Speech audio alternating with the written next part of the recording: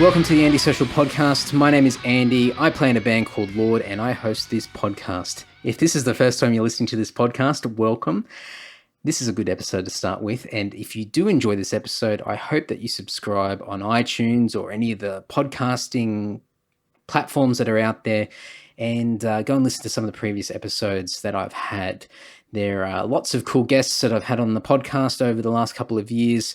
This episode, I believe, is episode 79. So we are full steam ahead, one every week. So I hope that you stick around for the long term. There's heaps of cool guests to come as well.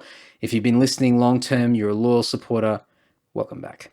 All right. So this week, I'm going to cut the shit and get straight into it. This is with Chris Maric. Chris Maric runs his own promotions and publicity company called Maric Media. He's a PR guru when it comes to music and in particular heavy music, heavy metal. Maric has been around for years in the music industry, the last 20 odd years. He has done a hell of a lot of work for a number of different labels. Some of the big guns, including Sony, EMI. I think there was somebody else off the top of my head and I cannot remember. I should have written that down before I started. But he is well versed in the music world and knows a lot of people, as you will hear in this episode. The purpose of this was, I wanted to catch up with Chris because I haven't spoken to him for quite a while. And I really want to learn a lot more about what he does and the mechanics around his company and his job. But we didn't have a lot of time for that, and I'm going to leave that for a part two. The main purpose for this and what sort of sparked the idea of getting together and doing this podcast was Chris is going on a charity bike ride, I believe, is it next week or the week after? He flies out next Friday to the UK, and the charity ride is called Heavy Metal Truants. And it is a metal bike ride that starts in London and ends at the Download Festival. And I think it's like a 3-day ride, and it's 275 kilometers of bike riding. And there's a whole range of different stages. And it's run by one of the guys that used to run Metal Hammer, and I've completely forgotten his name, and also Rod Smallwood, the manager of Iron Maiden. And Chris goes into detail on the podcast, so I won't crap on too much, but it's a really, really cool charity bike ride that they do. They raise money for 3 different charities, which is Nordoff Robbins, Teenage Cancer Trust, and Childline. So for people in Australia, Childline's like the equivalent of Lifeline. So some really good charities for young people. It's a really good cause, and it sounds like a punishing event. Like Chris goes into some of the detail of sort of how the charity thing is set up, how the bike ride's set up, and what's involved. And he's been doing a lot of training, and he's taking Carl, who is the editor of Heavy Magazine here in Australia, along for his first charity bike ride. And it'll be interesting to see how Carl goes, because Carl won't let Chris know how his training's going. So anyway, Chris goes into all that in this conversation. The most important thing of this podcast that I must stress is that Chris is raising money for these charities. So part of the, criteria to be a part of the charity bike ride is that you have to commit to raise a certain amount of money. So both Chris and Carl are raising about £2,500 roughly off the top of my head. And so they're looking for donations from all sorts of people, anyone and everyone that might be interested in being a part of the charity bike ride and donating for these great causes. I think for a lot of us in the music world, especially in Australia, but internationally, Chris works with so many different international bands, as you'll hear in the podcast. But for a lot of us Australians, it's probably a really good opportunity to consider throwing a couple of dollars their way. No obligation, no pressure, but these guys do a lot for us. Carl runs, a really popular magazine for Australian music, and Chris has been promoting and working for so many Australian bands, including us, Lord, for a long time, and they've absolutely bled for us over the years. And I think if everyone can throw $1 or $2 their way, every little bit counts, as they always say. But if you do donate, the guys will be extremely grateful. And I think Carl's doing some shout outs on the on the Heavy Magazine website as well. So if you want a little bit of extra acknowledgement, you can do that also. But the website, before we kick off, is justgiving.com/Australian Truants. So that's Australian. Truants is spelled Truants. I'll have the links over at andysocial.net as well, just in case you don't have time to write that down. And we'll discuss it more in the podcast anyway. All right, enough, Andy.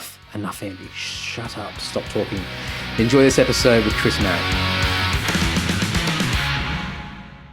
How you been? It's been friggin' ages. Yeah, it's been a while. You've been busy?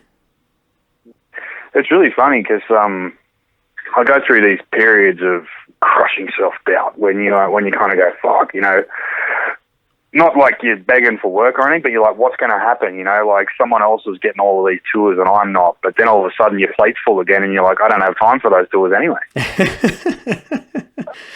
So it's. I mean, there's not too many of, I would say professional PRs in the circle, but there seems to be more than enough work to go around. And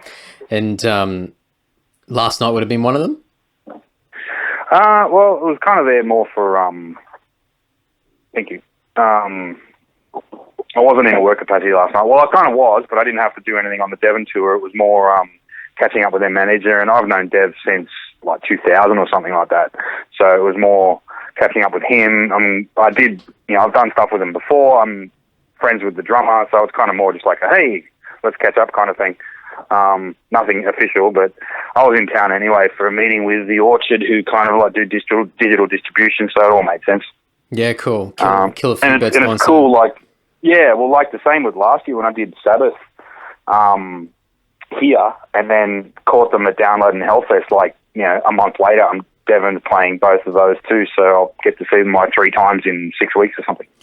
You must be an extreme version of me, where I can go to a local gig and I can never like have a normal conversation with somebody because there's constantly like somebody else that I see that I know. But you're like on the extreme end of that, where you go to like an international show or an international massive festival and you could be just turning around in every direction. There'll be somebody that you've met over the years. Well, I mean, even last year, I was at Hellfest, and it's a good, I'd never really experienced that before because, with Soundwave or something like that, yes, it's a rolling festival, but you see the same people in Sydney as you did in Melbourne and that kind of thing.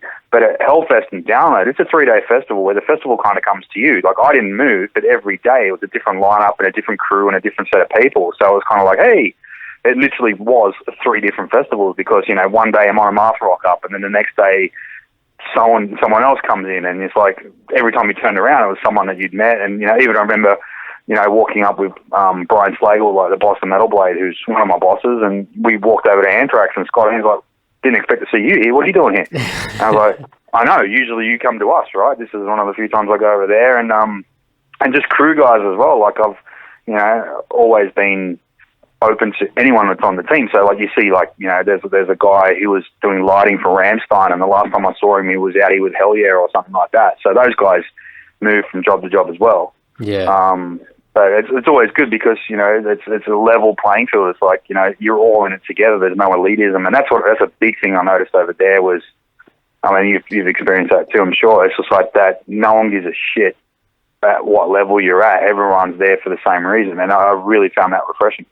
I guess especially in probably settings like that where you're at a fairly large festival where I think the caliber from bottom to top is pretty high. And I think there's always going to be competition and sort of light rivalries between bands and whatnot, but overall everybody's more or less, they don't have to prove anything sort of when it comes to sort of the backstage and talking to other people. Yeah. Everyone's sort of on the same page for the most part. Well, and it is that case of like when you turn your head, you kind of break your neck from tripping over people that are either famous or no famous people. Like, I remember there, I was talking to someone, I don't want to be name dropping here, but, I was talking to somebody from my side of the fence, and Mark Tremonti walks over and he says a yak, and I'll see you, I'm doing your album next year, I'll see you next year, yeah, cool. And he walks off and goes and talks to Gene Hoglan, who, like it's all just, like back there, it's like, leave your status at the door kind of thing. And it was just like, we're all here. You've all got your special bullshit pass on you anyway. So you're all VIPs in your own head. So there's no reason to be playing that egomaniac. And if you were, I don't think they were around. They either kept them themselves. Like I remember, I actually fanboyed out when I saw Henry Rollins there, and I kind of cornered him, I guess, because he didn't want to play with everybody else. He kind of like the imagine like a donut, like for Hellfest, like the VIP was like an inside-outside bar, like it was inside the complex, but it was open air, so everyone was smoking and whatnot. And then all of the dressing rooms are around that. And he kind of walked in. Literally, everybody turned around and went, "Was that was him, right? That was Rollins, and because he was so quick about it, and he obviously just gone and grabbed a bunch of waters and kind of come back like almost like inconspicuous, didn't want to be seen. And I'm like, that's fucking Rollins, man, And then I didn't do it, but like 20 minutes later, I had to go to the bathroom and just happened to walk past the aisle that he was standing in, and he was still there when I came back. And I'm like, all right, hey, how are you? You're a big fan of Australia and da-da-da-da-da. And he's like, yeah, man, really tired. Poor bugger, was doing that Guta Demerang film that he made. Yeah. But he wasn't going on stage until 1 a.m. Oh. So he was there at like mid-afternoon. He's like, I'm so tired, but I've got to stick around until, the end almost, and then do my thing. And I was like, wow. And that was something I didn't understand either. It was like, only in Europe can King Diamond follow Black Sabbath at 1 a.m. and still have 8,000 people watch them. It's a bit unique because you could never pull anything off like that in Australia at all whatsoever.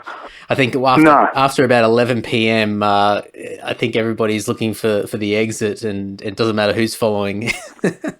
Well, and there's talk of international festivals, making their debut here, and I honestly don't think we're a mature enough country to have a multi-day festival anyway, because it'd be like the Summer Nats on, amplified. They were just, no one's responsible enough, I think, and I think they know that. Like the English camping is in their nature. One of the best things I saw at Hellfest was someone was just destroyed, like wrecked, passed out in the corner, and instead of people spitting on him or throwing butts or drawing dicks on his forehead, someone just put a blanket on him and left him alone. Yeah. And it's like, no VB carton hat wearing idiot going to give him any grief, It was just like, yeah, he's had his good fun and let's leave him be, And I really liked that. It was clean, and there's bins everywhere, and it was treated with respect, and everyone treated each other with respect, whether you were in the VIP area or you were out in the field enjoying it too. And I think so it was really interesting. And I think in Australia, it's a case where there's so many things that we've been starved of for so many years that whenever we are allowed to do something, we don't just go, oh, cool, thank you very much. We're just going to rip everything apart out of excitement and take it to the absolute extreme. Like, it's almost like we're going to make the most of this because we're never going to get it again. So let's just... and that's why you're never going to get it again. That's exactly right. And we're just going to destroy this and absolutely just... It's like the world's going to end tomorrow. And it's like a child with a box. They get 2-year-old. They just destroy the box. I don't know what's in it. This is cool. Oh, that's it. Well, saying that, one of the funniest things was like when I landed in London, like at the start of the whole journey last year. Like, it was for some reason I don't really sleep on international, like outbound. I think maybe it's it never gets old. I've done it like 10 times, but you kind of going, all right, I'm going to the real world here. But I land. Oddly, famous people have died on nearly every flight I've taken to London. Like Heath Ledger died. We got off the plane once and found out he passed away, and Michael Jackson, and this time around it was Muhammad Ali. It's like, is that a weird curse or not? But anyway, I found myself at Borough Markets, which is on the south bank of London. About lunchtime of that day, I went to my friend's place where I'm staying, dumped all my gear, and I head straight into town. And I was meeting someone at Camden later that night. And I got sort of stuck. Borough Markets is an unbelievable foodie heaven. It's been there for 1,000 years. And I had like a wild boar hamburger, and I ended up at this cider bar, which is like a permanent fixture there, and just started just drinking with whoever was sitting next to me, and to the point where the owner's like, man, get the fuck out of here, we're closed. And they pulled the shutters down, and the 3 guys that were working there and me and 2 other blokes ended up kind of just outside, standing in the gutter, drinking from this goon, like the leftovers kind of thing. And there was a pub across the street where all the local, all the market dudes go, like end of shift kind of thing. And we're standing in the gutter, and I don't even know these guys' names. We're just having a drink, and a 12-seater van kept circling every couple of minutes with police in it, and I'm like, oh, we better move, you know. And they're like, what? And then they come around again. I said, look, they've come around again. We better get off the street and put the alcohol away. And they go, what are you talking about? I'm like, well, if this happened to Sydney, man, we'd be in jail already. You know, vagrant sitting there drinking in the gutter, you know, at 7 o'clock at night, even though it was broad daylight. They go, are you serious? They can try and stop us. There'd be a riot. You know, it's like, you know, drinking in the street calmly, not shithead everywhere. Yeah, and then I went on to explain the lockout laws to them, and I think the look I got back was, no wonder you guys were the convict colony. You know, like it really was. It just didn't. You could see them trying to process it. It's like, what? You're going to tell me when to drink and how to drink and get fucked, kind of thing. And it kind of just made me feel really small again. It was like, yeah, it's really ridiculous. Not like everyone was an adult about it. No one was being crazy. But like you said, the minute they let you do that, everyone goes bananas again and just ruins it for everybody. Well, I mean, I've done a bit of traveling over the years, and I know initially when I first started traveling, it was always like, oh, especially if you're in Europe or something like that, and you can hear the American coming from a mile away, and you're like, oh God, run the other way. Like, you got to get away from the American tourist. And then it was like the really loud British tourists. But then over the years, I've realized that the people that I avoid the most are Aussies, because they are just out of control, and it's just party mode no matter what. And going to Japan the first time, like, I don't know, 10 plus years ago, there was hardly any, like, we were there for 10 days the first time, there was hardly any Caucasians. I think I saw 2 or 3 Caucasians in 10 days there. And it was amazing. And like, we were probably idiots ourselves, so I can't really, you know, bash too many other people. But, you know, they got beer vending machines. You go to 7-Eleven, you pick up a beer, and you do a convenience store crawl instead of a pub crawl. And you're walking around, it's fantastic. You get treated really nice. Everyone's really courteous. Then fast forward 10 years and you go there again, and you've got all the 2-for-1 Jetstar deals. It's dirt cheap. It's become the second Bali. Yeah, absolutely. Yeah. And now, like, I mean, I think it's more, I just get it a bit more from the people that I know that are Japanese over there. And it's almost like the novelty's worn off. It's like, oh, you guys have just overstayed your welcome. You guys are getting really tiring. We were so polite when you first started coming over, but now it's a different story. And you start to see a lot more Aussies there. They're getting kicked out of pubs. They're causing a lot of ruckus. And it's even more of you notice it even more in a place like that, where there's so much courtesy between people and respect and whatnot. And then you've got these really loud Caucasian guys that are just off their face, drinking all day. And it's just, you just sit there and go, I wonder if it's going to be, you know, a case of, like, you know, Americans sort of caught onto the fact that they were embarrassing themselves. So they started calling themselves Canadians. And I wonder if Aussies abroad are going to start calling themselves Kiwis or something, because, you know, I'm not really, like, I remember, you know, the first time I was in Paris, and it's just an amazing city, but you have to do all the touristy stuff. And I was in the line for the Eiffel Tower, which took forever, like 2 hours or something like that, to sort of cycle through. And when it's a snaking line, you end up crossing the people in front of you multiple times as the line moves, right? Yeah. And there was a group of girls there, and you could hear the Australian in them, like, from a mile off.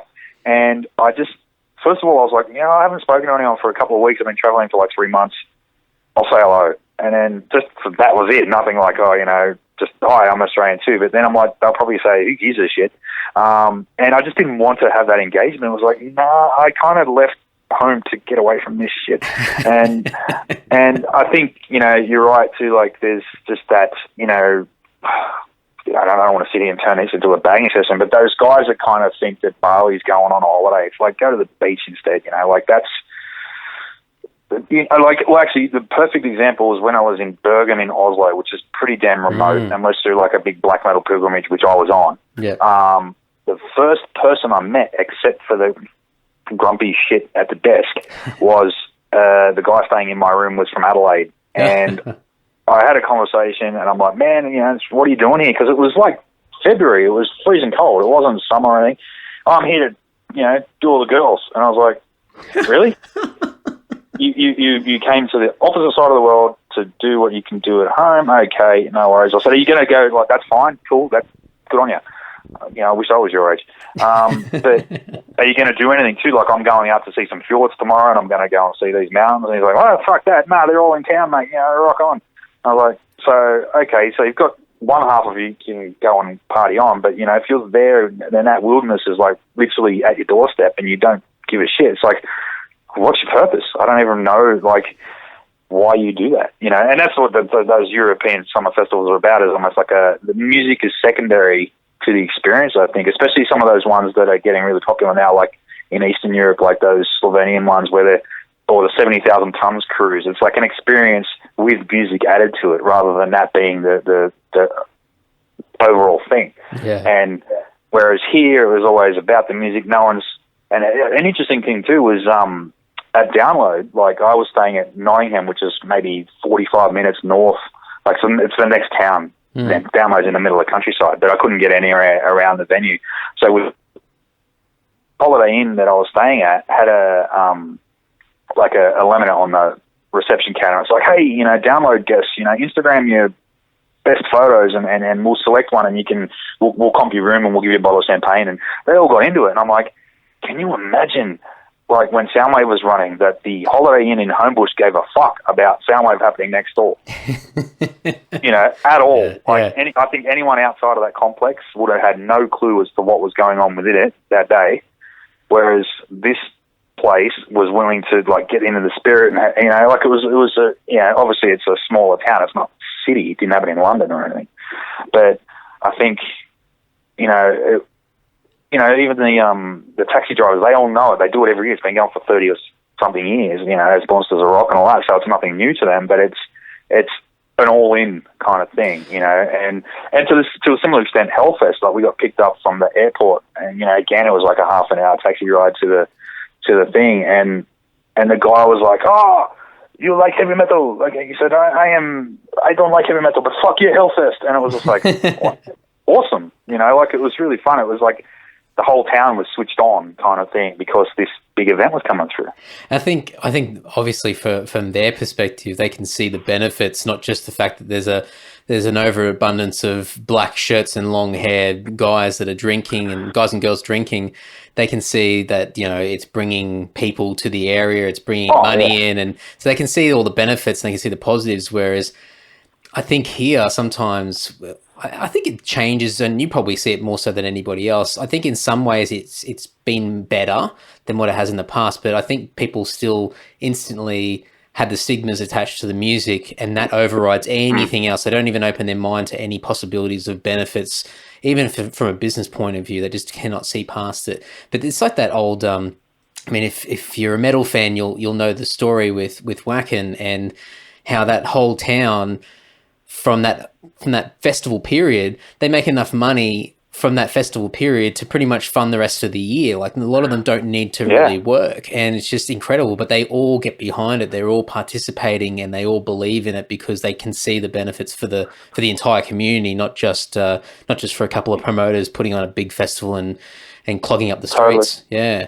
Well, I think the same thing. Like, I was talking to someone that's involved in Dark Mofo, who pretty much said the same thing. Like, Dark Mofo, like, it's Hobart or Tasmania literally doubles in size, population-wise, for the 2 weeks that that's on. And I think maybe, we're that time has passed enough from, like, the big day outs on the Soundwaves and that for a different way of thinking about those kind of things.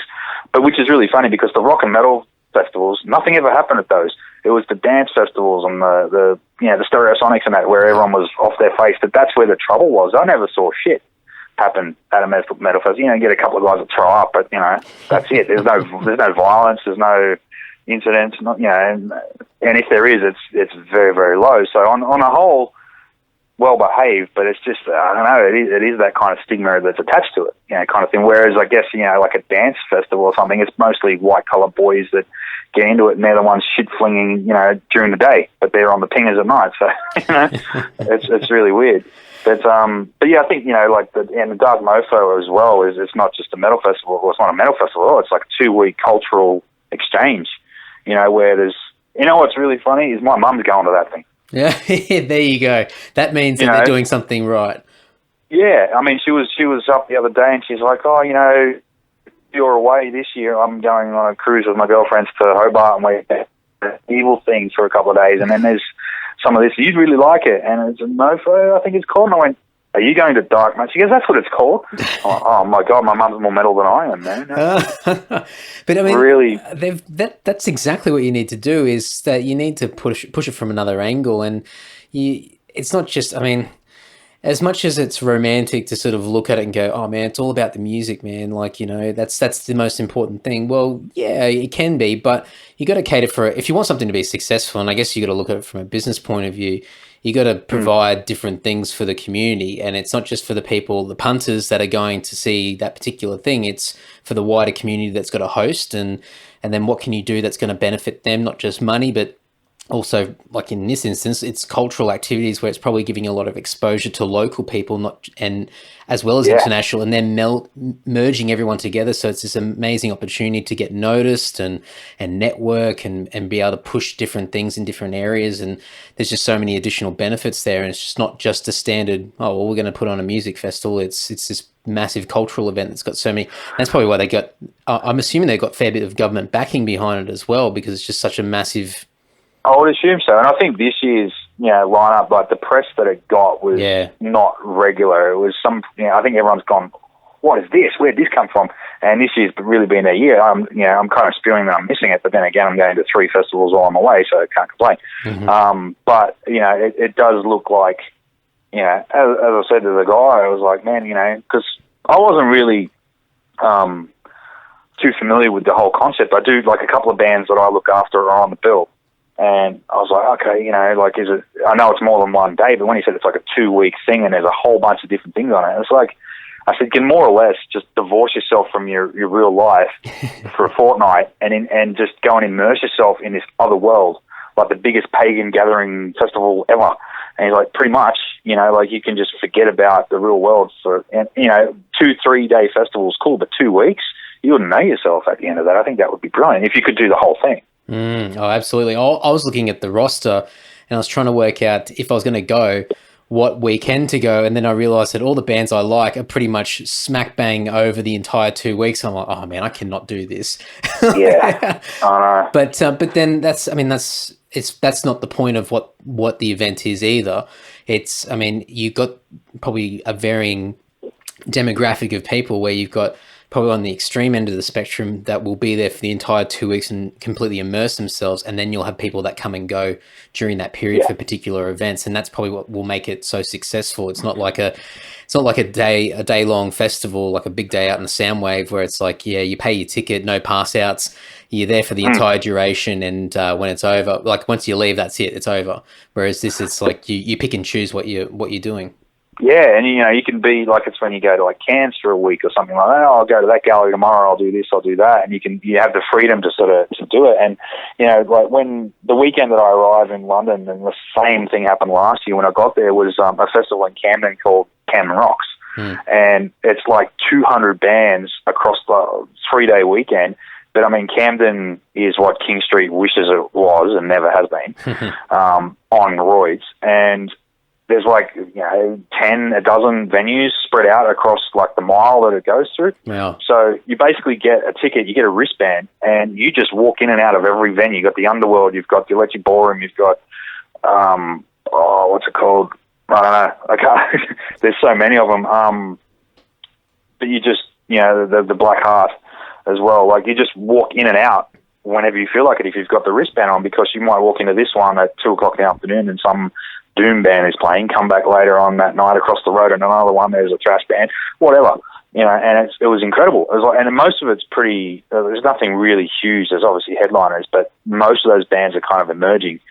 But the fact that you can do that, like imagine having that thing on King Street where you'd walk out of the Enmore after seeing some relatively big band, and then you walk down to the Townie and see another one, and then you walk down to the Vanguard and see another one and come back all weekend. Yeah. And that's kind of, I think, like the Dark Mofo thing. It's almost like, London condensed into a 2-week thing, because over there's something all the time, whereas Sydney doesn't have that ability.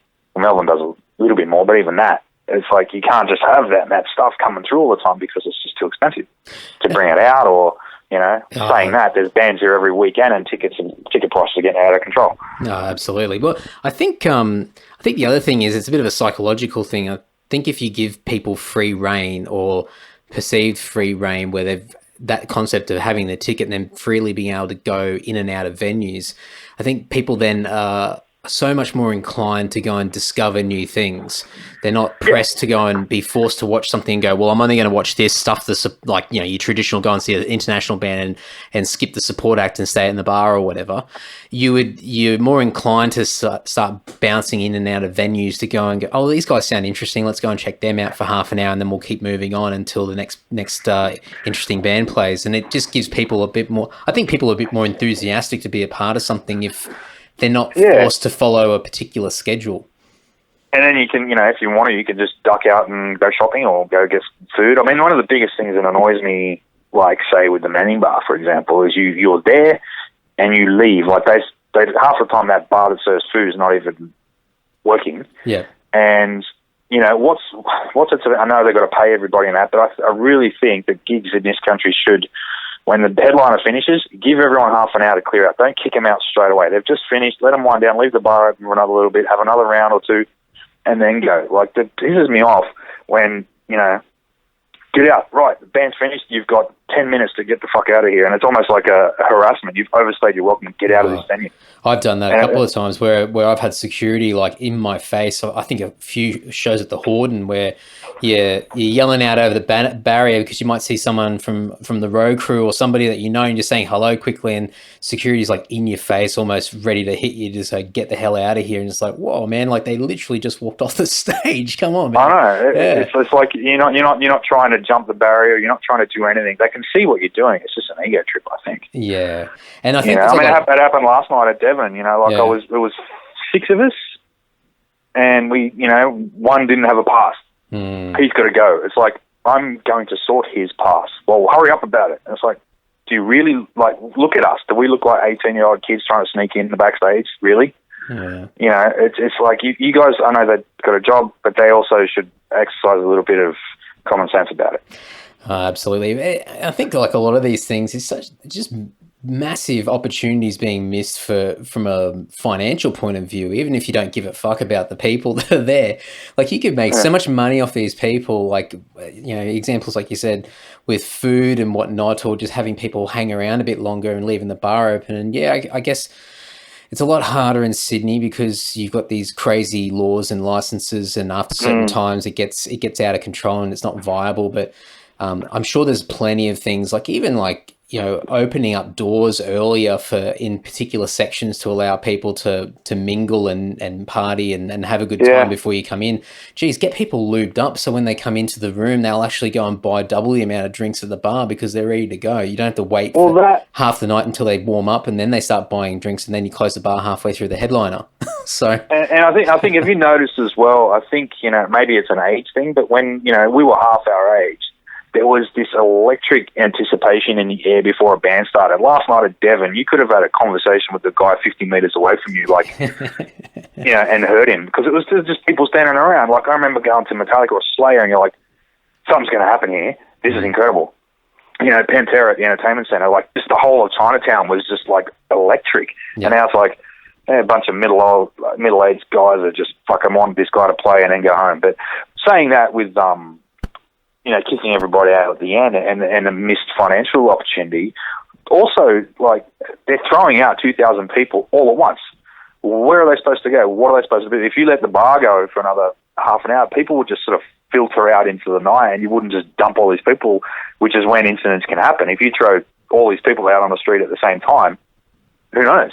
Luckily, not much happens, but, they've all got to bugger off into the night. Oh, that's it. And the Enmore itself is pretty dangerous because you've got 2,000 people all coming out into that tiny little side on the side of the road. You got the road right there. The security kind of stand on the road, but you got people walking on the road to get through the crowd.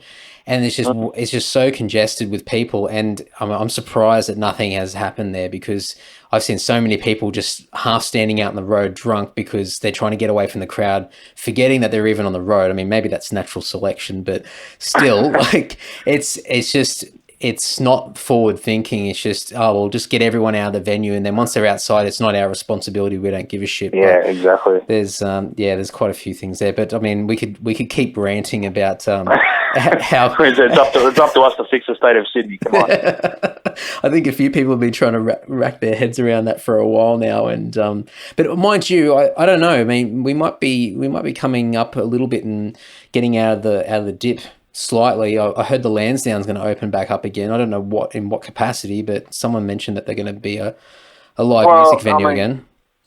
You know, I don't really know what the Stag has planned since the renovations, but I've heard various different things that it's not going to be as user friendly as it was. But like I've spoken to people like Cam McKenzie and stuff, and it's like, man, at one point I think the Lewisham was available for rent, and it was a fair amount of money. But like I went, you know what, if the Sydney scene wasn't so was a little bit more gelled, like with the metal guys, we could get every band to chuck in $100 a week and rent that ourselves as a rehearsal space. There's room out the back. You rehearse in there, you could put your gigs on there, and you could run it as a club. But you try and manage something that has 100 different people with their input, you'd never get anything done. Yeah. But something like that, there's it's not fair to have 2 or 3 people responsible for an entire venue. But if there's enough of us to kind of go, okay, this is because we don't have a hub. There's not really. I mean, the Stag is what it is, but there's no Crowbar. There's no central place. Like the Annandale, I guess, was it until it wasn't. And before that, the Lewisham was. It could be again. There's no like Mecca, I guess, where everyone congregates anymore. With that kind of with the years of decay on the walls. Like remember the dressing room in the Metro? It was like you could feel the history, and now it's just gentrified shit. And it's like there's no sense of belonging there. And I think that's gone because the younger bands are coming through and they don't have any attachment to that. Like, when I was a kid, it was like either Warhead Records or Utopia Records. I mean, Utopia's still around, but, it's not as concrete, I think is the word I'm looking for. Yeah. I don't know. And, I mean, there's so many different things now. There's so many more distractions, and it's hard to get people out in general anyway. There's too many other things pulling people away, and I mean, there's so many different excuses, but I mean, I remember like when I first moved to Sydney, I don't know, 10 plus years ago, and it was the Gaelic and Bar Broadway and Excelsior probably would have been still going. Yeah, Excelsior was still going, yep. And then it wasn't a music venue, but it was definitely a hub, was Bar Ace, and that was underneath the Metro. Yeah. So, and that was sort of like it was a pre-drinking hub there for a lot of the inner city sort of shows. Like even like obviously for the Metro, it was right underneath, so it was logical to drink there. But even for other shows, a lot of people would go pre-drinks at Bar Ace and get like $2.50 beers or $2.50 bourbon and cokes or something like that. And by the time you get to the gig, the rest of the night's a write-off. But it were these central places in the city where it was right near the train station, easy for everybody from every direction of Sydney to get in. It's one central meeting spot. Whereas Stag's good, and I kind of have optimism with the renovations that they've done, although I haven't been there since they've done anything. But they're still out of the way. There's no train station nearby. Petersham train station's about 15-minute walk away, which is not far, but for a lot of people, that's too hard basket. Or you have to catch a taxi, an Uber, or a bus out from the city. And for a lot of people, it's just one step too many, and they go, "Oh, it's too hard."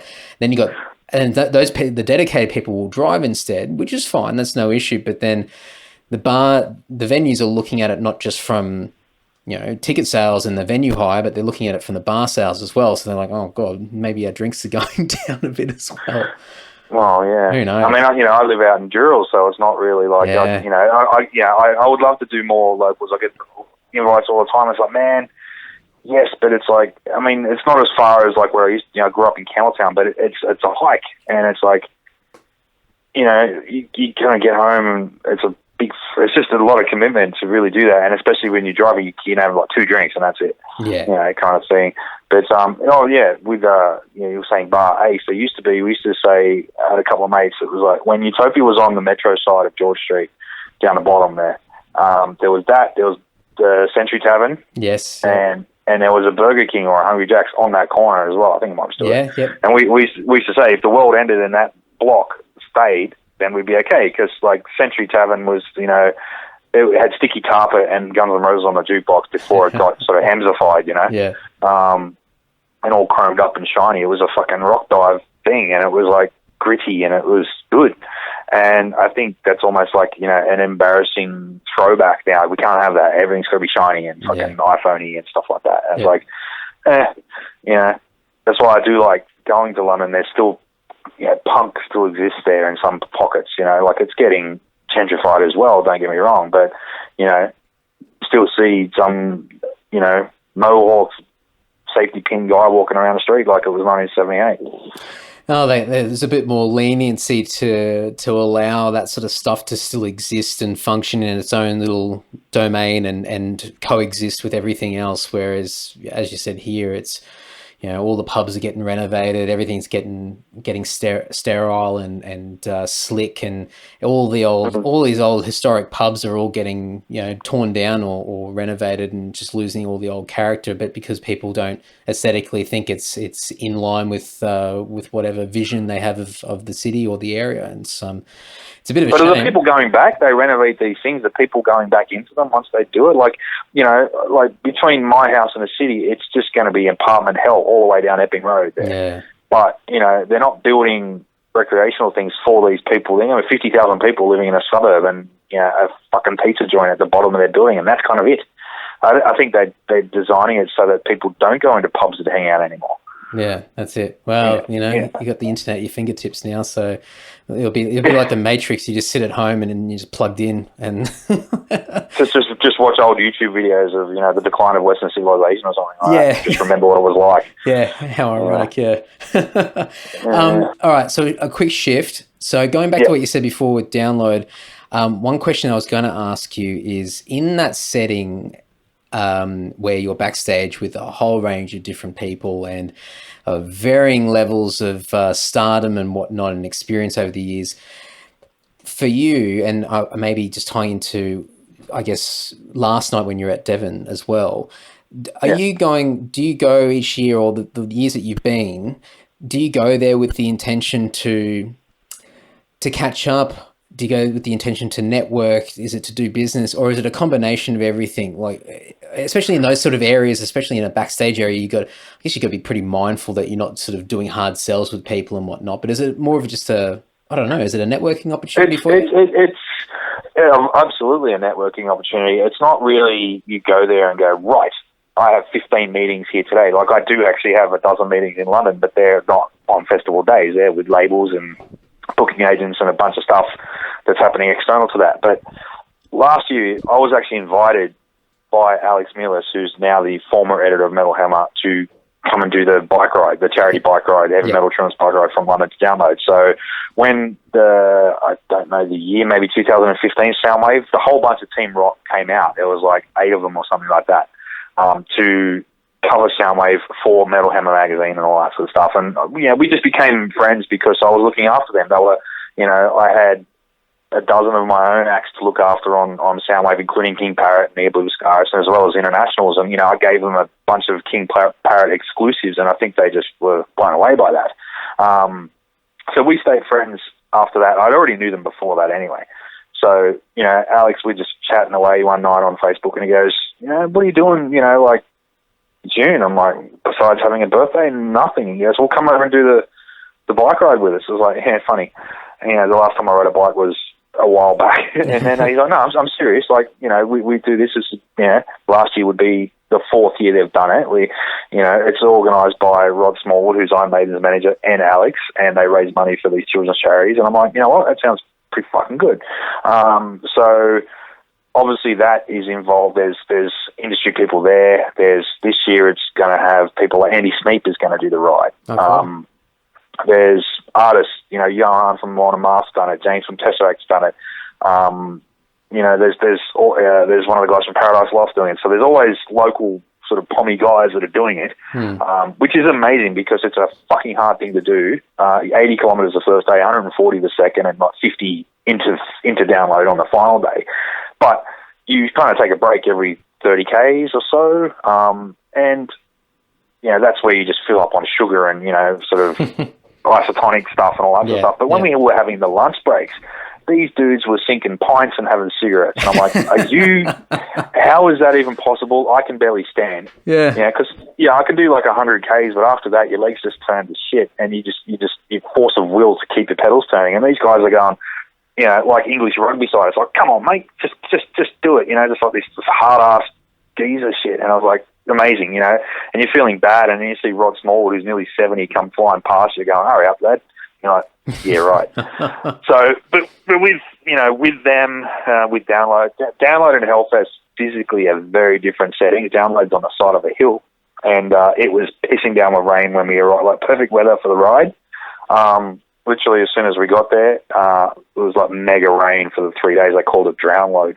To the point where I had to go and buy, paramilitary boots to stand in this field. So networking there is a little bit different. At Hellfest is kind of like this sit-down bar thing. And, like I said before, like when it was a different crew every day, a different bunch of people every day, there was some label people that were there all weekend. And a lot of it, because I've been doing my job for like, I've been doing into the industry for 20 years, but specifically metal stuff for like the last 10.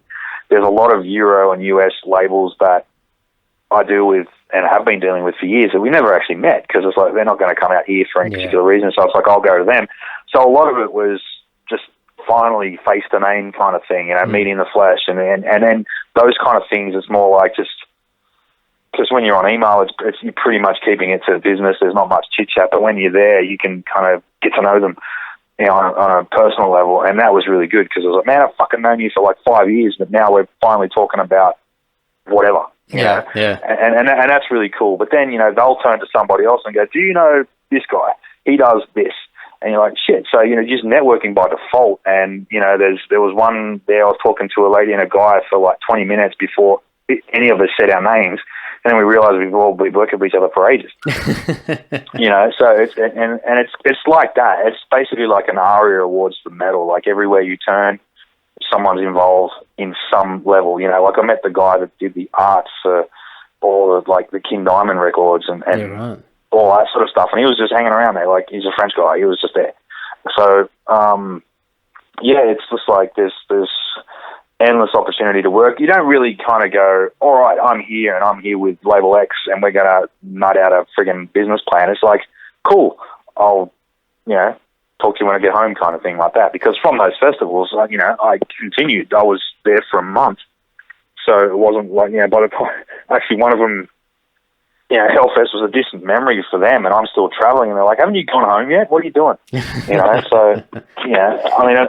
that's the thing with that is that they can, they're a 2-hour ride from home where I'm like, on the other side of the planet. And I mean, I guess with a lot of this is just strengthening existing relationships with people, and then obviously if you're meeting new people, it's just building something without that intention of trying to do something in that moment in time. It's just putting as you said, a face to the name. And then especially if even those scenarios you're saying where you've been dealing with people for X amount of years and have never actually met them in person, I'm sure when you got back home and then you had to go back to business as usual and conversing backwards and forwards, that everyone's just that little bit easier to deal with. Like there's just a bit more rapport there. Yeah, well, whereas one person before, it might have been an email-only relationship and sort of semi-formal, you spend 2 days drinking beers with them, all of a sudden you can annoy them on Facebook Messenger if you need something, It's that kind of, it breaks that down. It just makes it, it's not, we're not nurses and doctors and lawyers here where everything's super formal. It's like, you break down that wall and then it's just like, hey, we're all trying to work together on the same thing kind of thing. There is obviously certain levels of respect that you have for some very big players and those relationships stay that way, but as far as like your equal footing or, label mate from a label that you work with, it's like just hanging out with someone from here. They're just from Germany or France or wherever they're from. And that's the good thing, like not many of those guys come out, and if they do, it's more a band at a time. The festival thing was a bunch of years that was really good because they were all here, but the hectic pace of that schedule meant that you could party with them, and you could, get some shit done because there was a few days off, obviously, between the sort of Sydney and the Melbourne one where it was that week of sideshows. But everything's crazy. Like, I think the last time I did it, for some reason, I always ended up with more bands for PR than anybody else. So, while there's a couple of PRs out there maybe fucking, having a party, I'm sitting there tearing my hair out with schedules. Obviously you do end up having a good time, but it's a stress level and a half. But that was a good thing about this is, like, I will be working while I'm away, but I don't have any responsibilities at the festival per se, so I can just cruise around. Yeah. As my wife would say, someone actually said, enjoy your holiday, when I told them where I was going, and I went, you know what, I didn't actually consider it a holiday. And she goes, oh, bullshit, you're going on a holiday.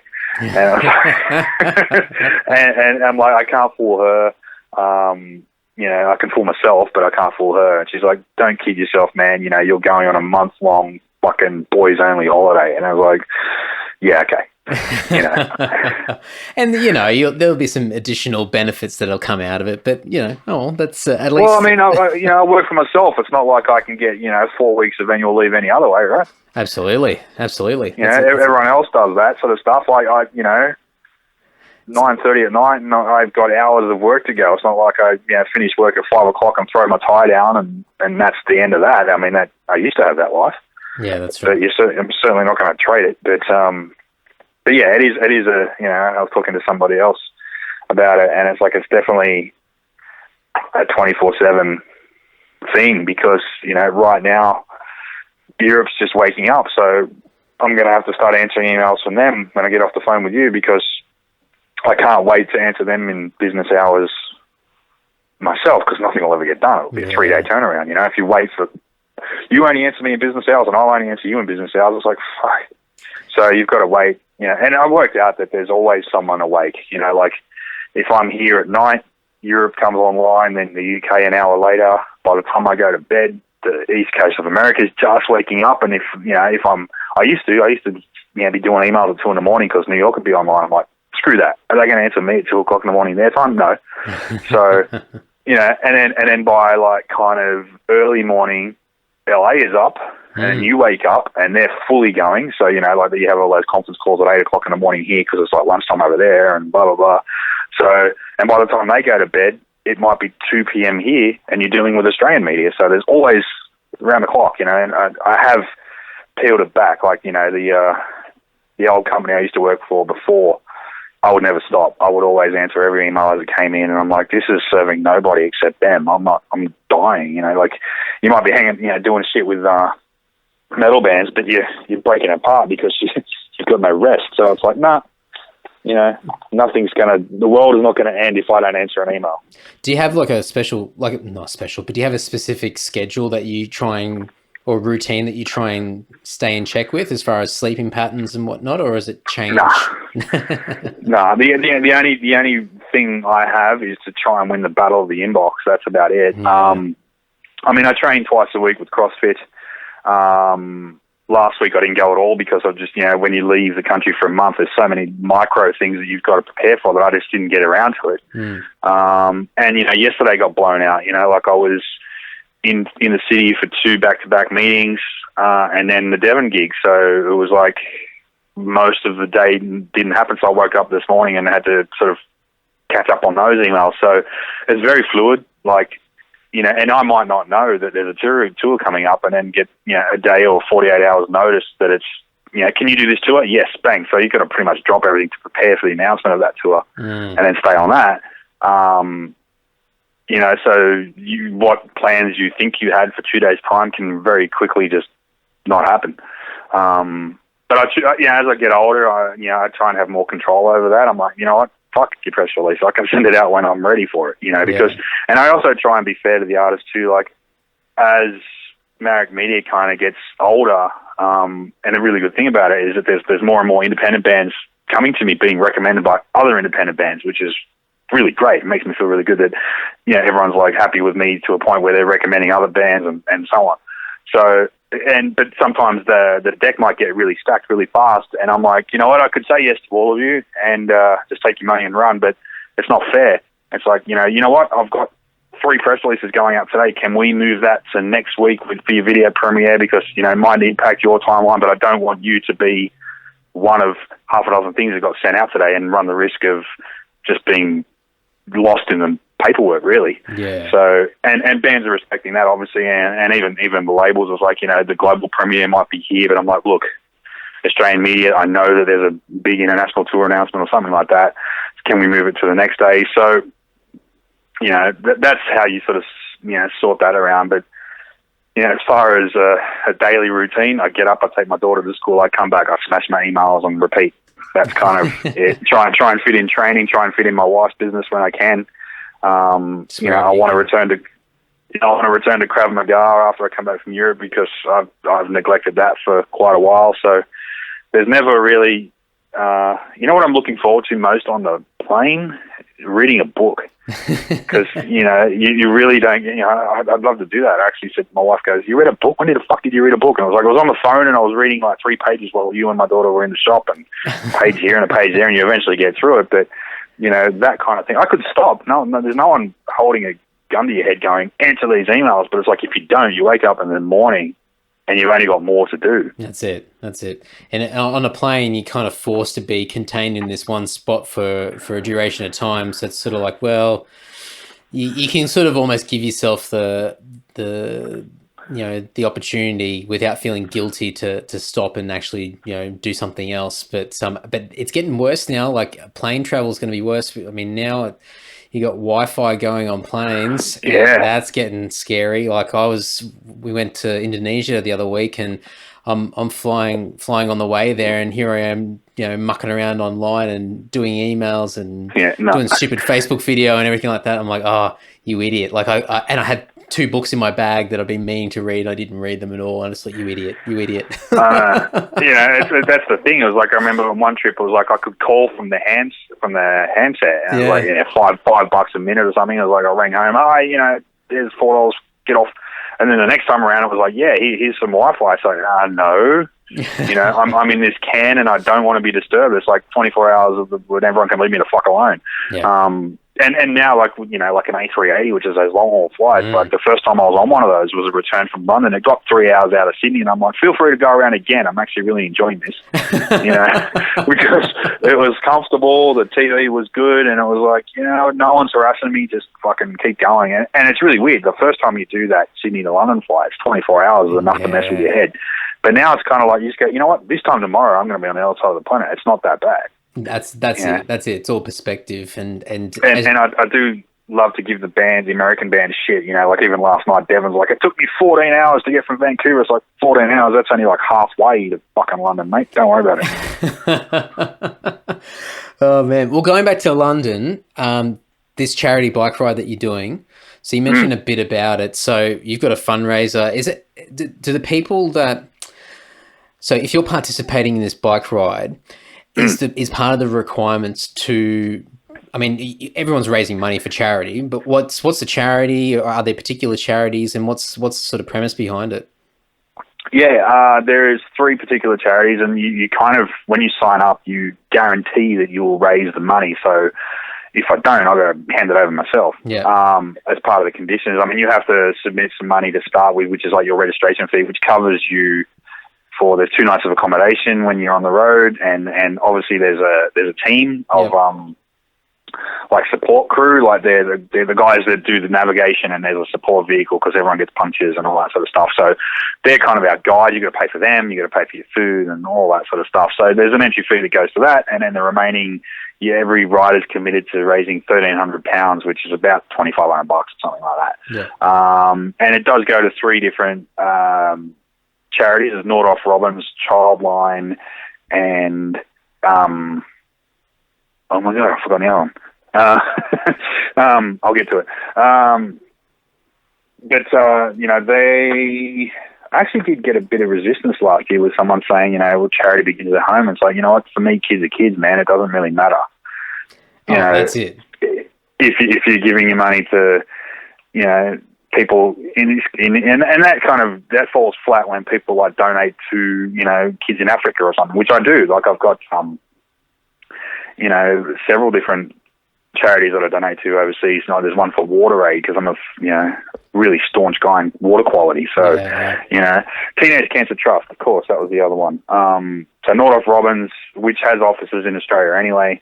Childline, which helps kids for, you know, like just someone to talk to. It's almost like a, you know, lifeline, really, for Australia. You know, it's the exact same thing. And Teenage Cancer Trust, well, you know, that goes without saying. So I think overall, like, this is the 5th year that it's been running. You know, they're on track to raise, in total across those 5 years, £666,000.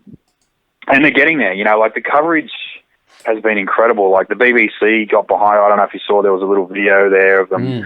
Like, and it kind of made me a bit, you know, miffed that I wasn't there, because all the UK guys went and did like a sweat class basically on these exercise bikes, riding around, you know, and of course the taglines on the TV were like, these heavy metal guys are not just doing any old bike ride, you know, they're raising money, sort of thing. And that got BBC, that was huge. There was global, like, you know, national coverage for those guys, and it actually made it here because a whole bunch of people threw it up on my wall as well. Nice. And so, did you see this? It's like, yes, I did. I wish I was there.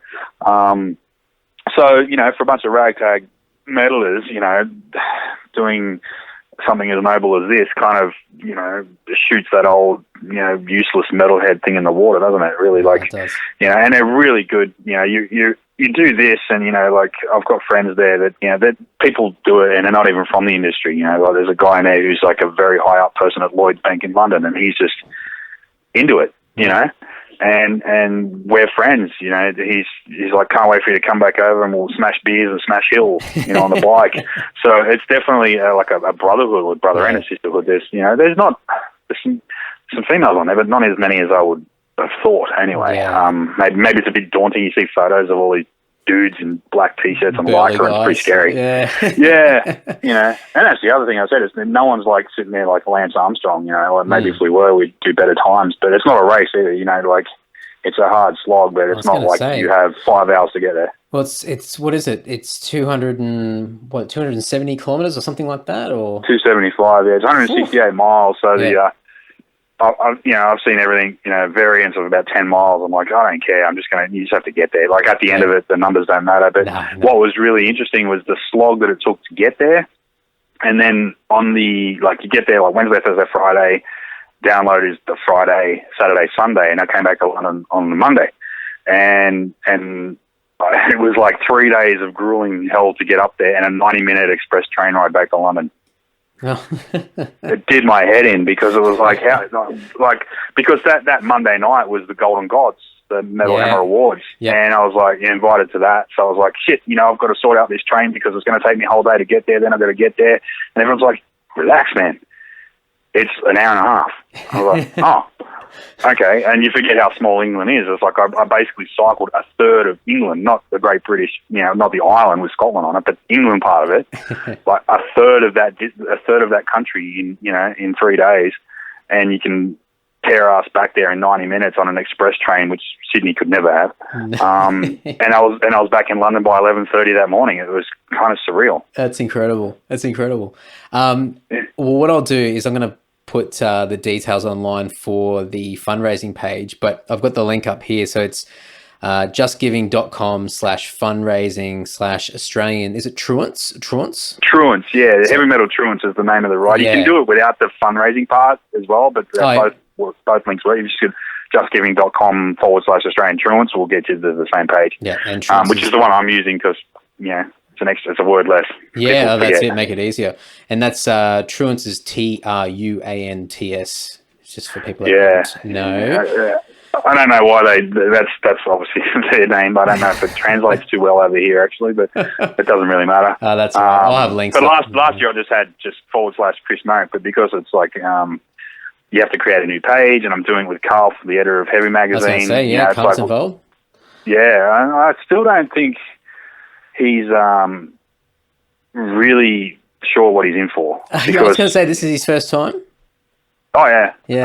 When, he's a Melbourne guy. He was actually up here. We were having the dinner here, and I pitched it to him. I said, I showed him photos on the phone. I was like, this is a really cool thing. Yeah. You should do it. And he's kind of like, by the end of the night, I kind of twisted his arm. Like, let's do it, and he's like, yeah, fucking knows. And I'm like, okay, so you got a bike? He's like, yeah. Do you ride it? Nah. All right, you're going to have to seriously start putting in like, rides of 20, 30, 40 kilometers a go. And then like about a week later, we picked it up again, and he's like, tell me more about this thing again, because, we'd had a few beers and stuff. I'm like, so, you do the ride, and each stage is like 18 kilometers, roughly 18 to 25 kilometers, and you have a break. And he went, 18 miles, I think I said. 18 miles, a day is pretty good. I went, not a day, a stage. I said, on day 2, there's 7 stages, and I got like about 2 hours before I responded to that. He went, oh shit. So I was like, yeah, man, it's a tough thing. Like, we pulled into Luton, which is, I'd only ever been to Luton for the airport when I flew to Norway, and the town is nothing to write home about, that's for sure. Mm. But we pulled into there on the first day, and that's like 80 kilometers, which, after the training I've been doing, seems pretty easy. Yeah. But you have dinner, there's a bit of a first night kind of bonding session, some awards given out for, the dickhead with the most punctures or whatever. And then you hit the bed, and because you're riding again at 7:30 the next morning. And I was like, holy shit, that was a warm-up, because the 7:30 session, I think I looked at my timestamps on my photos, and I think we were riding for 11 hours. Oh, man. Which, when you break it down, is only 14 Ks an hour, but they're some tough Ks. It's like there's some big hills in there, and you've got to, it's not so much that, I could do 14 kilometers 10 times. It's non-stop. Your legs do not stop moving.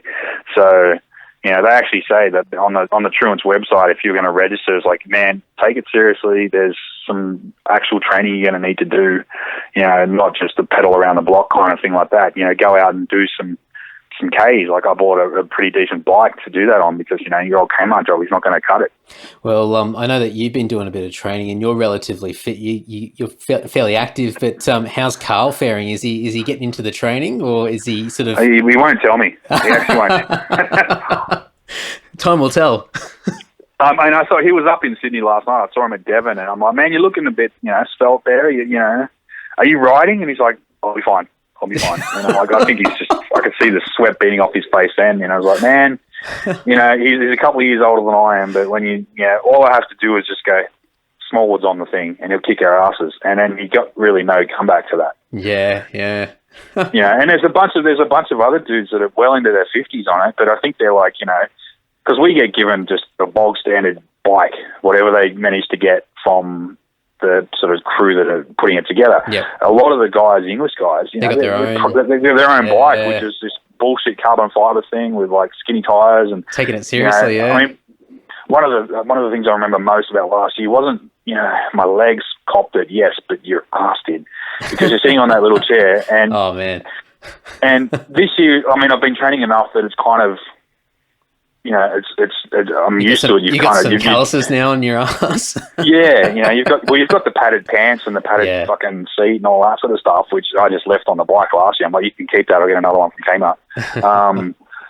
But your backside, like your hip bone, your seat bones, I guess, just because it's constant pressure, and your hands, like the meat of your palm and the other side of your hand, like just from gripping, bearing down on the handlebars, because. But now, like, I've been riding enough that, sort of broke my ass in, I guess. But your hands still cop it a bit, because they're just straight down, like that. And if it was like a road bike with those kind of curved handlebars, you're a bit more ergonomic. But that's not going to be unless I bring a set, and I really don't want to. I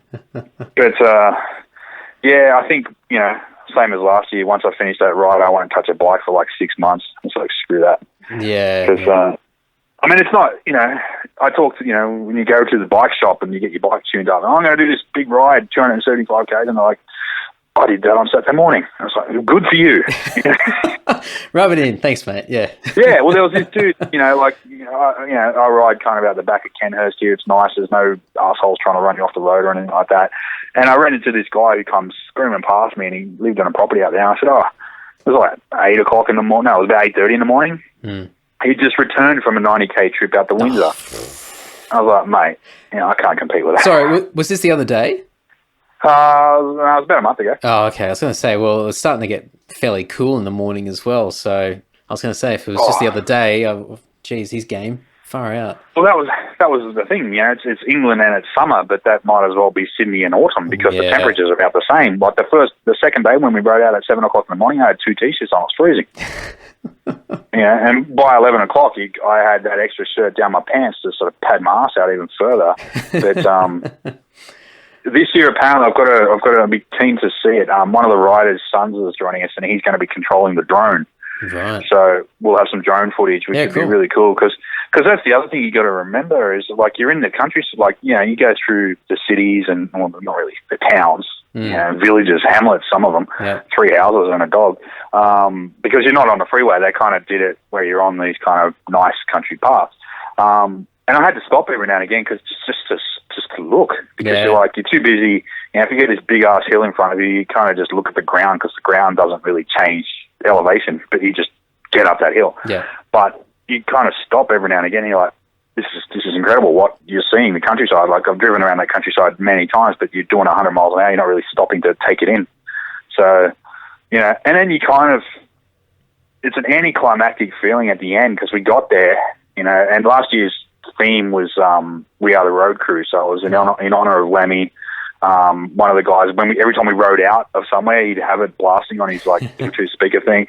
So like about a mile and a half out of Download, we all gathered. It's like, this is it, like the final stretch, and then we all go our separate ways kind of thing. And we all had a shot of JD for Lemmy and rallied, and then because they wanted everyone to be groups so we could ride in together. Because when you ride in the front gate, all the charities are there to welcome you. There's a couple hundred people that sort of followed you online, and it's like this big kind of hero's welcome. You're like, and you get in there and you pick up your bike and you shake it around and then give everyone a hug, and literally within 10 minutes, you're on your own. I was like, wow, what happened there? It was like, well, we all went into like the Team Rock, like Metal Hammer had their own tent, and you had to bring your stuff in, because like I said before, it was like literally it was starting to spit. So by the time we leave the bikes there, grab your gear, ran into that tent, got out of those bike shorts, sat down with a beer, and the rain just hit. And we were an hour late too, so we couldn't have cut it any finer with the rain. Yeah.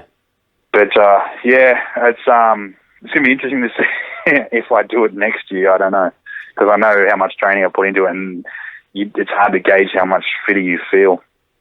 Because I did 100 kilometers yesterday and it still hurt. Oh man, you're a better man than I am. Far out. But it's intriguing. Well, I'd love to. Like you're selling me the concept. I reckon it sounds amazing. Like, even if it's an absolute punisher of a ride, and you absolutely feel like you're going to die at times, I think it just sounds like such a rewarding thing to be giving back, but to be a part of like a group, like as you said, sort of like this group of people all banding together with the same, like-minded people, all for the same purpose. It sounds pretty cool. Yeah. I mean, a big part of me when I said yes, when I was invited, was like, you know what, I want to see if I can do it. Like, I've never really challenged myself physically to that point. Yeah, I've done like my martial arts and all that sort of stuff, but that's different. You're paying someone to beat you up. This is an endurance thing. This isn't over in an hour like a gym session or something like that. This is a real challenge. And can I do it? And to be honest, last year I didn't do any training. I literally rode 10 kilometers down the back of where I live and bought an exercise bike and did 200 kilometers on it, and that doesn't compare to real riding whatsoever. So, and I managed to pull it off. So I was like, okay, this year, I'm a year older. I'll turn 40 on the first day of the ride, but let's see if I can crack it. But, we were kind of thinking of how you could introduce that to here. I mean, there's plenty of charity bike rides that go on here all the time. But, Download is a pilgrimage for people from all, because it's literally almost dead centre of England. Like, East Midlands Airport is like 2 miles away. You put a pin right in the middle of, looking at it now, you put it in the L of England, and that's where it is. Yeah. But here it's like, like when the Unified Festival was on, for example, it was a 3-hour drive from Melbourne. You're not going to ride a bike that far. No. That's too far. Yeah. And anywhere else, it's kind of a capital city thing. So how would you do it? Would you just kind of like do an outskirts of Sydney ride? It doesn't really have the same kind of epicness to it. It's just like you're just following the fucking M7 or something. That's right. You don't have which I did ride. Scenery. Yeah, did you? I did ride that on Sunday. Actually, I did 40 kilometers around my area, around the back, and I was going to go around that loop again and make it 80. And then I was like, you know what? My mum lives in Campbelltown. She's moving, and I'll never get a chance to ride that M7 bike path again. So I hit it, and it's mean. There's some really big hills because it's not it parallels the freeway a fair bit, but then it goes off and crisscrosses underneath it all the time. So 1 minute you're on the left of it, 1 minute you're on the right of it. But some of those really big beams, you'll see it next time you're driving past it at night. All the white lights that are off to the side is the bike path illuminated, and it goes up these hills and down. And one that was kind of near Horsley Drive, like Liverpool, like you're on a massive high point because you can see straight through to the horizon. You can actually see the city. You can see past Liverpool. You can see Sydney from there. So you're up really high, and then you had to ride up that. And because I rang my mum, I'm like, if I ride, can you drive me home? 'Cause I'm not going to ride all the way back. And she's like, yeah, that'll be fine. I got to the intersection of the M5 and the M7 at Camden Valley Way, and it went dark. And I was like, I've got 20 kilometres to go to Campbelltown, and I don't have a problem riding in the dark, except that the bike path ends and you have to ride on the Hume Highway. And I was like, forget that. Yeah, no way. So I just rang them. I said, pick me up at the Macca's on Camden Valley Way. They did. So it was a pretty hectic. That's a good effort. That's a good effort. Yeah. And obviously it's a thing because when I got there at the McDonald's, there's a whole bunch of weekend riders with their mates and their four-wheel drives, and they're all arriving in groups of 2 and 3, and then undo all of their riding with a couple of hamburgers and go home. Sounds good. Well, I hope it all becomes a huge advantage on the day. Although you might be babysitting Carl a little bit on that on the ride, so I'm intrigued and excited to see how you both go. Yeah, well, I mean, I was thinking, do I, hang if he's lagging? Do I, help him along, or do I just go see you at the end, mate, and take off? Yeah, well, that's it. Have a competition to see who gets there first. Yeah, do your times. Yeah, well, I mean, last year I didn't have any of that kind of stuff, but this year I've got a really cool app which actually spits out your distance and your this and your that. Nice. So you can keep a track on if you're lagging, distance, 20 kilometers an hour, and then you start getting some hills, and it's like your average is now 15. Pick it up, Yeah. But I think if you can do a 20k an hour average, you'd be making a good time. Nice. Well, I'll be keen to see how you go. Sounds. I'm quite envious, even though it sounds extremely painful. It does sound pretty exciting and fun. Well, I think I will be. I did it last year too, but I think it'll be the early to late night here. But I'll be posting every every rest breaks, every hour or two, or every probably 2 or 3 hours, to be honest. A photo of where we're up to. It's cool because when you get there, there's a map, and they just keep moving the pin. We're now here, and we've got this far to go. And once you start getting into it, when you first start, you don't really. I remember it was like, all right, we're just doing this. But once you get really into it and you start feeling it, and then you look at how much further you've got to go, then you start going, oh shit, because that second day is killer, man. It's like 140 and so many breaks in between, but you can't stop. There's no, you've got to get to Leicester, which is where your bed is if you want to sleep in it. Oh, it's good for the willpower. Absolutely. Yeah. It's like, and I don't think I, consume that many calories ever in a 72-hour period, to the point where I remember I was staying with my friend Jason from Maccacocker. He was on the ride with me, and the Saturday morning. So we arrived at Download on the Friday, had the Friday night, woke up with the first day in a couple of days. We didn't have to do anything. It's like, yes, all right. There's a breakfast joint next door. Let's go. And we ordered up I love English food. It's so cheap. It was like the full English breakfast with a coffee for £5, which is $10. You try and do that anywhere in Sydney, man. Impossible. And I couldn't finish it. I couldn't eat it because our bodies had just been smashing carbs for 3 days. At all this protein, it didn't want it. Yeah. So as much as I was like, yes, fucking get into this. No, I started. We got to halfway and just went. I can't stomach the rest of it. The body's craving sugar. Oh, and I lost weight because the bum bag was falling off me by the end of it. It's all water and stuff, but someone did a track on the second day. We burned 8,000 calories. Oh, man. Well, at least you'll have a few more weeks afterwards to put it all back on again, because it wouldn't be a true holiday if you came back with less on your body than when you began. I know. Well, last year I went to Germany because I went to the Century Media head office, and we had a good, hearty fucking full-on German Schweinehaxen and sauerkraut meal was brilliant. But this year, no Germany. I'm actually going from going to Copenhagen from Hellfest to check out Copenhagen. I've got friends that live in Malmo, and Malmo is literally across the border. Yep. And the Copenhagen lineup is unreal. Like, there's a whole bunch of these bands that are on all three of the festivals I'm going to, which is namely like Slayer and Overkill and Alter Bridge and Dillinger Escape Plan and a few of the big names and that. But, you know, on the Copenhagen one, you get like Merkur and Batushka, who I never thought I'd get to see play. Like, they're like that kind of shoegaze black metal with like Gregorian chants and stuff. And it's amazing. And I had a look at the site. It's like this, it's so small. It's like you could see the guy grinning on the last line, and it's like, that's it. There's maybe 10,000 people there. And it's like, this is a festival, and it's not like it's in the middle of nowhere too. It's like, you know, the train from my friend's house in Malmo to Copenhagen takes 14 minutes, and there's a bus that takes 10 minutes to get to the harbour where the site is. So you probably hear it from their house. You know, like Denmark, Copenhagen is a very small city, but the fact that they, you know, and it's apparently one of the emerging festival in Scandinavia as well. Yeah, wow, interesting. Yeah, I've known about it for a couple of years, but I didn't know that. That's it's quite interesting. Yeah, cool. I mean, it's a good one. They got In Flames. They got, you know, like I said, Slayer. There's quite a good lineup of known stuff and some unknown things as well. So stuff, yeah, that's cool. Yeah, and I'll be there for midsummer too, so you know you're getting home and it's still light. Yeah, that's it. Definitely help in that part of the world. Yeah. Well, that's what I was going to say, because I don't get my German feast. I get the hopefully they have it in Malmo. I know they have it in Stockholm, which is the Tonbadrul or Tonbadrule, which is like a Swedish kebab. It's awesome. Nice.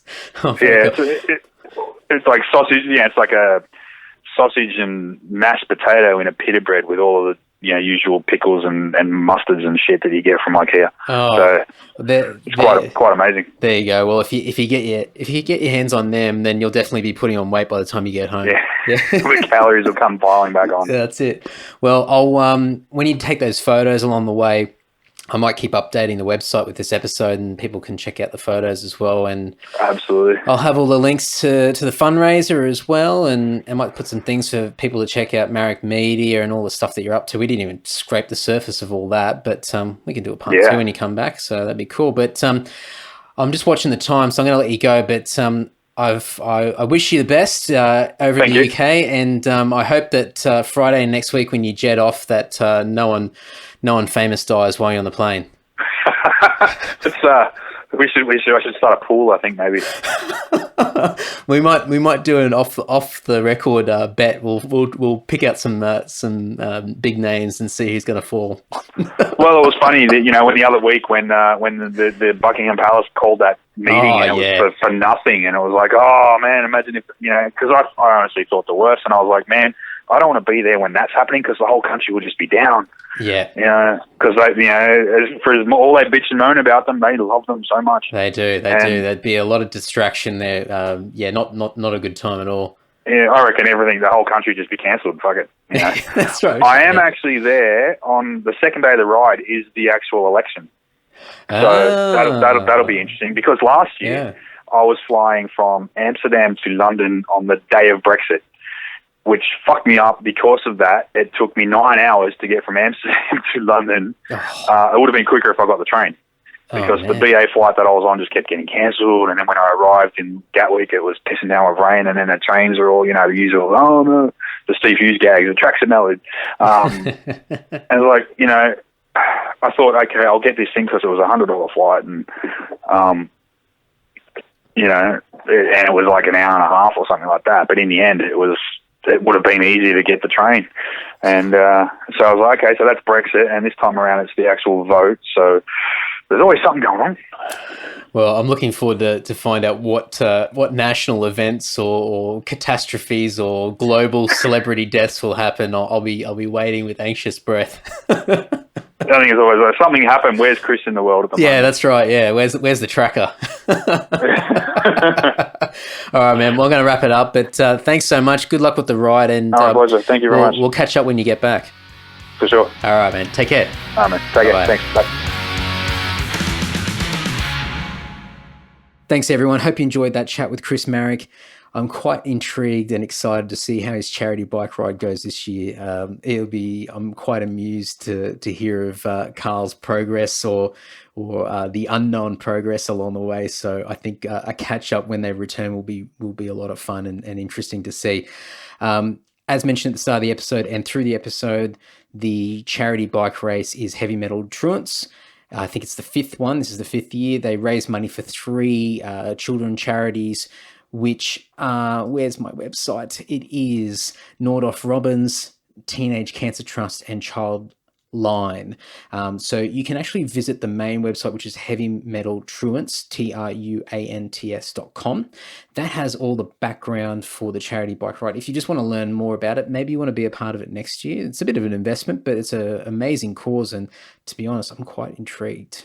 Maybe 2018? Anyway, we'll see. I won't overcommit just yet, but you can check out all the background info there. But if you want to raise money specifically for Chris and Carl for their charity bike ride, get in quickly.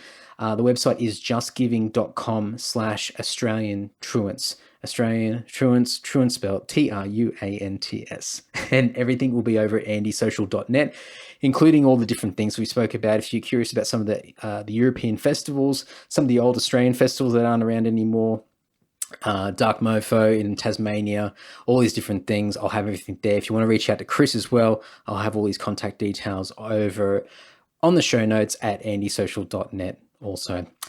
Thank you very much. I'm going to wrap it up here. Please subscribe to the podcast on iTunes and all the different podcast platforms out there. Leave a rating and a review if you can. That means that the world to me and does amazing things to reach more people. Share, like, comment, tag. Everything's on YouTube as well. All right, enough plugging, enough shameless promotion. That's it. Until next week, take care, guys, and we'll talk soon. Bye-bye. You're ready.